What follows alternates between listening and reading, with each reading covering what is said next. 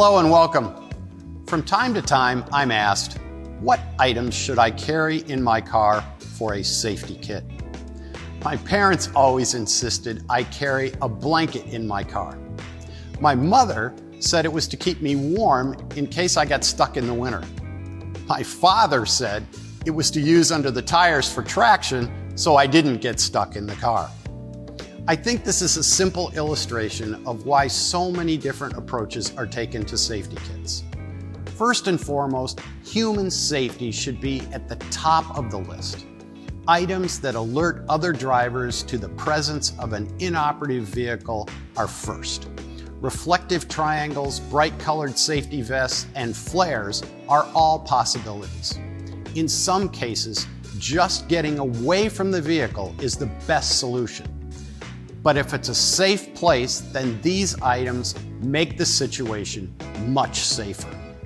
Fire is always a possibility in a vehicle. Part of every Department of Transportation or DOT safety list includes an approved fire extinguisher.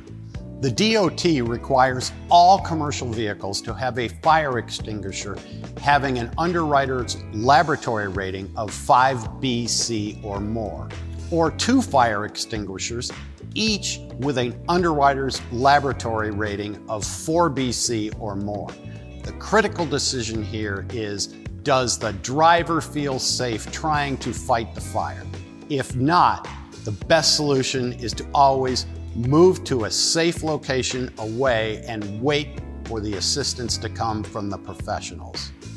Once the safety of the driver and passengers is established, the probable next item is a lighting device. Today, there are many LED options available in compact sizes and configurations. These can be used to help with repair or signaling for help. First aid kits are also a necessity. Available in many different sizes, people should choose one that matches their comfort levels with applying the first aid. Depending on the individual's comfort level with repairs, the next items will vary greatly. Probably the most common item would be jumper cables. This will help in a no-start condition. After that, it's on to the low tire condition. I have never really understood trying to reinflate a down tire on the side of the road, but a small compressor or a can of Fix-A-Flat are seen in many roadside kits. Today's TPMS has helped a lot in this area. Since most people today are not inclined to change a tire or attempt a repair, the reality is they need to be able to communicate with someone to call for help. Most carry a cell phone today, but sometimes phones need a charge. A small auxiliary power supply for charging could be in order, or at a minimum, a charging device with a cord. Many power supplies today include a light, which can satisfy the lighting requirement we talked about earlier. For colder environments, something to stay warm or even a candy bar can be helpful. Some blankets are even reflective, giving them double use. Wheel blocks, assorted tools, and other repair items can be helpful if the driver is inclined to attempt to repair themselves.